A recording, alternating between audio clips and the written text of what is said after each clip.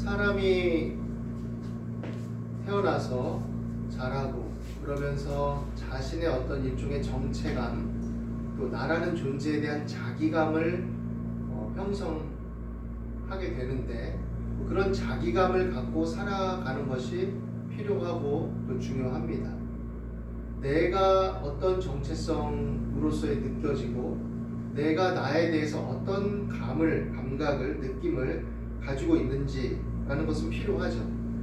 내가 누구인지 모르겠고, 내가 나로서 구성되는 어떤 그런 결집된 자각의식이, 또 자기 느낌이 약화되면 삶을 살아가는데 힘겨움들이 많이 있습니다. 불안, 또 염려, 또 여러 가지 혼란스러움들이 감각적으로나 정서적 인지 속에서 발생하고, 또 그런 영향들이 살아가는 삶에 무언가를 해 나가는 것에 영향을 미치게 되죠. 우리가 자기감을 획득하는 것은 여러 가지가 모아져서 되는 겁니다. 어릴 때 같으면 부모가 잘 양육하면서 먹을 걸 제때 주고, 기저귀도 제때 갈아주고, 또 아이의 어떤 고통스러움과 힘겨움에 잘 반응해주고, 그리고 놀라거나 두렵거나 넘어지거나 다쳤을 때 잘 포용해주고, 보호해주고, 달래주고, 또 위험이나 문제가 있을 때는 경고하고 경계하고, 그래서 그런 구분들을 만들어주고, 그래서 그런 것 속에서 나에 대한 존재감을 잘 가져가서 성장하는 것이 필요하죠. 그리고 자라면서는 또 다양한 양상들을 통해 자기감을 형성합니다. 어떤 일들을 잘 해냈을 때, 내가 소위 말하는 착한 일, 좋은 일, 다른 사람에게 어떤 도움을 주는 일, 또 나에게 그래서 보람이 되고 긍정적인 만족감을 주고, 사람으로서의 인격성이나 또 우리 신앙으로 표현하는 하나님의 형상성에 부합되는 일들을 통해서 감사와 만족감과 충족감이 생기는 것, 이런 것들이 다 자기감을 형성하고 자기감을 주는데 중요하고 좋은 것이죠. 물론 역할에 따른 정체감이 성장하면서 형성되기도 합니다. 학생으로서의 정체성, 또 학생이라면 어떤 좀 학생으로서의 성취를 잘 이뤄내는 그런 정체성, 또 좀 더 성장해서 내가 열심히 노력한 거에 대해서 결실을 얻음으로써 그것을 만족하고, 어떤 위치나 신분을 획득하는 것에서 따른 정체성, 어떤 역할을 하는 거의 정체성, 이런 것들이 다 또 나에게 영향을 주게 마련이죠. 오늘 말씀에 보면 어떤 사람이 자기를 의롭다고 믿는 사람이 있었습니다. 나를 의롭다고 믿는 거죠. 그러니까 나름 자기가 생각했을 때는 의롭게 살아왔다고 어떤 근거를 가지고 생각을 한 겁니다. 그런데 자기가 나는 그래도 바르고 의롭게 살려고 노력을 하고 그렇게 살아왔다라고 나름의 자부심과 긍지를 가질 수도 있죠. 그리고 양심상 나는 그러기에 부합하다, 좀 어떻게 보면 교만하고 오만한 대로 치우치지만 않는다면 나는 그래도 그런 삶을 추구했습니다 라고 말할 수 있다면 참 좋은 거죠. 그런데 문제는 이 사람이 자기를 의롭다고 믿는 것까지는 좋다고 치더라도 다른 사람을 멸시했다라고 예수님이 말씀하시죠. 자기의 의로움을 획득하고 자기의 의로움의 타당성을 가져가고 그런 정체성과 자기감을 딱 가져가고 견지하는 데 있어서 다른 사람을 낮추고 다른 사람의 허물과 단점을 부각하고 또 그 사람을 멸시하는 데까지 나가게 된 것입니다. 그러니까 이것은 어떻게 보면 좀 문제성이 보이는 거죠. 자기가 의롭고 바르게 살면 의롭고 바르게 살면 되는 것이지, 다른 사람이 그렇지 않은 것을 굉장히 비난하고 비판하고 공격하는 거죠. 그러니까 사실은 이것이 어떤 인간 심리적으로나 이런 차원에서 본다면 자기 정당성을 획득하려고 또 내 안에 있는 불안이나 내면의 어떤 그런 자기 정체감의 빈약한 인식들, 결핍 요소들을 감추기 위해서 반대급부로 다른 사람의 약점이나 단점이나 문제를 자꾸 캐내고 공격하고 비난하고 비판하는 사람들이 많이 있습니다, 사실.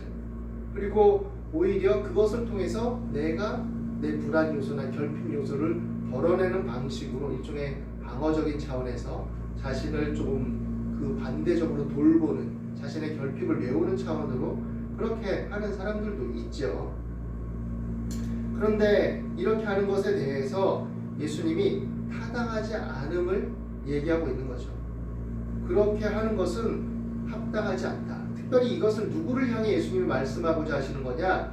바리새인들을 향해서 말씀하고자 하는 것입니다. 당대 바리새인들은 바르게 산 사람들이에요. 율례와 법도를 열심히 지키는 자들로 비춰졌고 이스라엘의 선생이었고 모범적인 사람들이었고 또 그래서 민중들이 존중하고 존경하기도 한 사람이죠.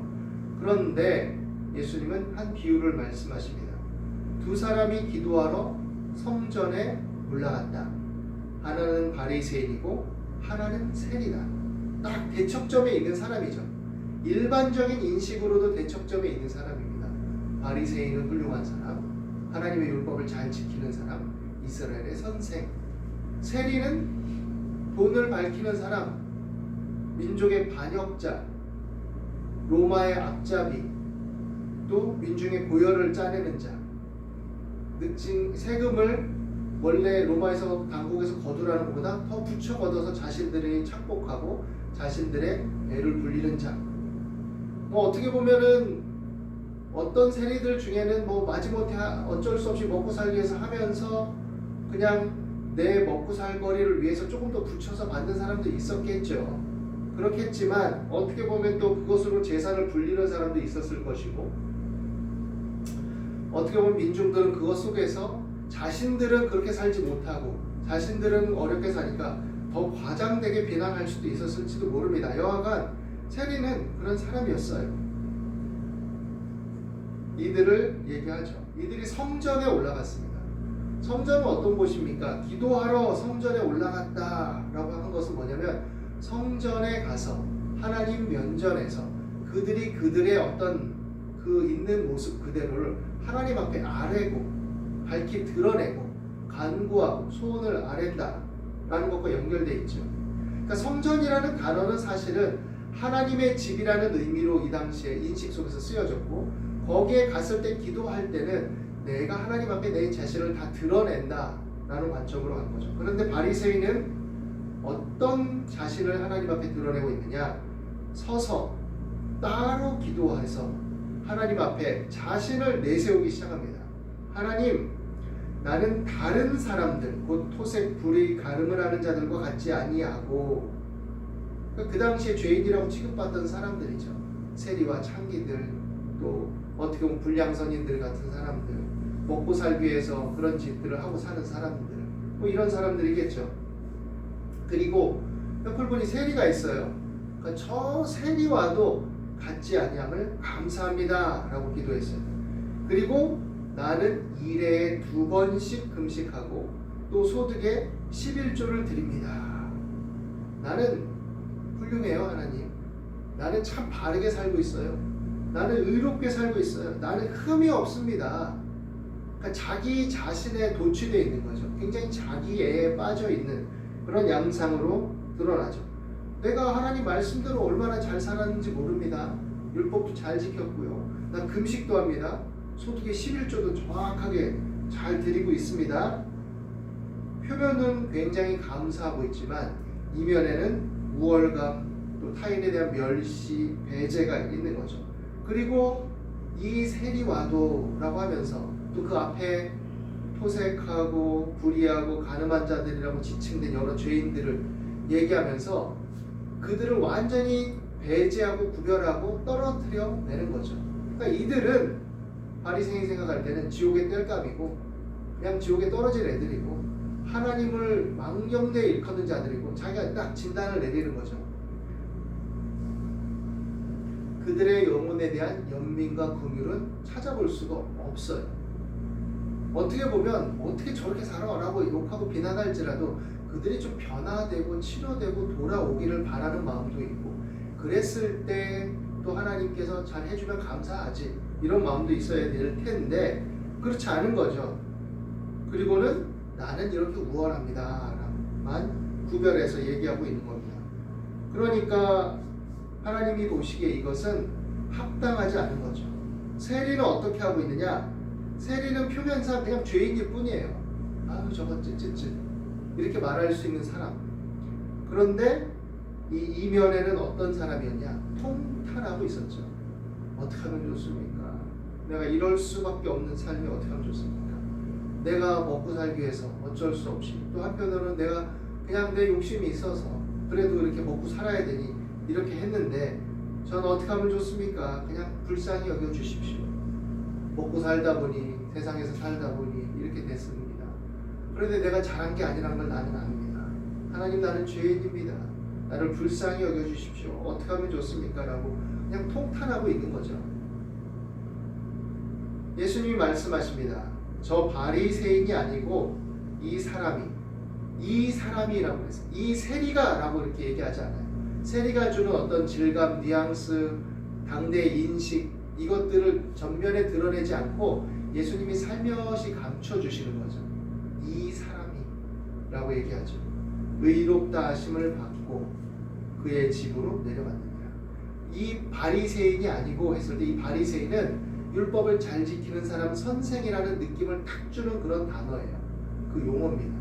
근데 그것은 그대로 드러내요. 그렇지만 그렇게 드러나는 존재, 그 대명사, 그 사람이 의롭다 하심을 받는 게 아니다. 이 사람이 오히려 의롭다 하심을 받고 내려갔느니라. 그로 말합니다. 무릇 자기를 높이는 자는 낮아지고 자기를 낮추는 자는 높아지리라. 이건 뭐냐면 자기 자신의 존재성을 있는 그대로 인정하고 하나님 앞에 나올 필요가 있다는 거죠. 약하고 결핍이 있고 상처가 있고 죄가 있고 허물이 있고 부족하고 모순되고 역설적이고 뒤엉켜 있고 이런 모습 그대로, 그렇지만 그것을 인정하는 그 마음, 하나님을 의지하고 하나님 안에 서고자 하는 그런 마음, 그러고 싶은데 잘 안 되지만 그럼에도 나를 붙들어 달라는 그 마음, 그것을 가지고 나오는 자들이 오히려 복되다라는 거죠. 복되다. 바리새인들은 어떻게 보면 외적이고 도덕적인, 표면적, 율법적 완전을 추구했는지도 모릅니다. 그런데 하나님이 요구하시는 것은 하나님과의 관계예요. 우리식으로 표현하면 인격적 관계성이 더 중요하다. 비록 좀 허물이 있고 실수가 있고 잘못이 있어도 그 마음 중심이 그래도 인격적 관계성을 가지고 다가오는 것이 더 중요하다라고 말하는 거죠. 어떻게 보면 기계적이고 의무적이고 표면적으로 다 바르고 정당하고 말의 명분이 딱딱 잡혀있고 그럴듯하게 다가오는 사람보다는 조금 실수도 있고 부족하고 그렇긴 하지만 그래도 그 마음의 애정과 애착을 가지고 또 지향하고 바라보고 나올 때 오히려 인간적으로도 그런 사람에게 더 매력을 느끼지 않습니까? 우리가 잘난 척하고 맨날 흠잡을 때 별로 없어 보이지만 맨날 잘난 척하고 올바라야 되고 정의롭고, 그렇지 조금 부족하고 실수하고 잘못한 사람 맨날 판단하고 정죄하고 비난하고 막 그래서 배제시키고, 그런 사람보다는 좀 실수가 있고 부족해도 인정하고 다가오고 미안하다고 할 줄 알고 그리고 함께 어울릴 줄 알고 또 다른 사람이 실수하고 부족할 때 덮어줄 줄 알고, 이런 사람을 우리가 더 매력을 느끼죠. 인간적으로 규칙과 규범을 준수하는 그런 완전성을 추구하는 사람이 아니라 하나님은 하나님의 마음을 아는 사람, 인애와 자비와 긍휼을 하나님이 원하신다는 것, 사랑을 원하신다는 것, 그리고 그 사랑이 담긴 정의를 추구하는 것을 기뻐하신다는 것을 아는 사람이 더 복되다라는 것이죠. 우리가 그렇기 때문에 잘못과 문제를 진단하고 판단하는 것도 회복과 치료의 관점에서 봐야 되는 거죠. 물론 잘못하고 죄를 저지르고 이랬는데 치료와 회복을 추구하지 않고 오히려 그것을 정당화하고 또 이리저리 피해 나가고 자기 잘못을 합리화하고 이런 사람도 있죠. 그러면 약이 없어요. 그런 사람은 무조건 그런 사람을 두둔하거나 옹호할 필요는 없겠죠. 그러나 꼭 그런 사람일지라도 저거 고쳐지겠다 싶을지라도 기다리는 마음은 있어야죠. 내면에는 그런 사람일지라도 치료되고 회복되고 하나님 자녀가 되는 것을 하나님 기뻐하시니까 기다리는 거죠. 우리가 때때로 그런 사람이 문제가 있어서 멀리하고 경계하고 또 가까이 하지 않고 사귐을 갖지 않는다 할지라도 회복되기를 바라는 마음을 가지고 안타까운 연민은 우리 안에 있는 것이 하나님이 기뻐하시고 원하시는 마음인 거죠. 그런 면에서 보면 모든 관계에 있어서 우리는 관점을 잘 가지고 살아가야 됩니다. 인간관계에 있어서, 이웃과의 관계에 있어서 잘못과 문제에 대해서 경계하고 주의하고 분별하고 할 필요는 있지만 긍휼히 여기고 불쌍히 여기고 또 회복되기를 바라는 마음, 어떻게든 치료와 회복을 향해 다가올 때 그것을 돕고 격려하고 할 수 있는 그런 마음, 그런 관점을 가지고 관계성을 맺어 나가는 것이 복된 것이죠. 학교 생활이나 또 사회생활에 있어서도 그런 관점을 가지고 다가가는 사람이 그런 정서와 마인드를 가지고 나갈 때 그것이 드러나게 마련이고, 관계성 속에서 그런 사람은 또한 하나님과 사람 앞에 은총과 귀중히 여김을 받을 수 있는 그런 기회들이 많아지게 될 것입니다. 그리고 그런 마음으로 살아가는 태도 속에서 하나님은 하나님의 지혜를 주시고 하나님의 힘을 주시고 믿음 안에서 길을 밝혀주실 것입니다. 오늘의 말씀 안에서 우리가 하나님을 더 바라보고 우리가 하나님의 은혜 안에 있음을 우리가 더욱더 충만히 누리지만 또 그 은혜의 마음으로서 삶의 여유와 담대함을 가지고 살아갈 수 있게 되기를 예수님의 이름으로 축원합니다. 기도하겠습니다. 하나님, 때때로 우리 마음이 상하고 힘겹고 고단하고 여유가 없어질 때가 많이 있습니다. 우리 마음을 돌아보게 하시고 온유하고 겸손한 마음을 주시고 또 우리가 그런 마음으로서 모든 관계성을 이루어 나가고 지혜를 얻게 도와주옵소서. 그리고 믿음을 통해서 하나님의 뜻을 따라 열매 맺으며 우리 삶을 힘있게 건강하게 발전시키고 성취해 나가는 한 해가 될 수 있도록 인도하여 주옵소서. 사랑하는 자녀들이 이제 새해를 맞이하고 또 새학기를 맞이하고 또 새로운 길을 모색하며 나아갈 때 지혜와 총명을 주시고 온유하고 겸손한 마음과 담대한 마음을 주시고 화목하는 권세를 주시고 또 합력하여 선을 이루어 주시옵소서. 우리 삶의 필요를 채워주시고 어려움과 곤란을 겪지 않도록 길을 열어주시고 인도해 주시옵소서. 하나님을 사랑하는 자 곧 그 뜻대로 부르심을 입은 자들에게 모든 것이 합력하여 선을 이룸을 믿습니다. 감사와 찬송을 드리며 예수 그리스도 이름으로 기도드립니다.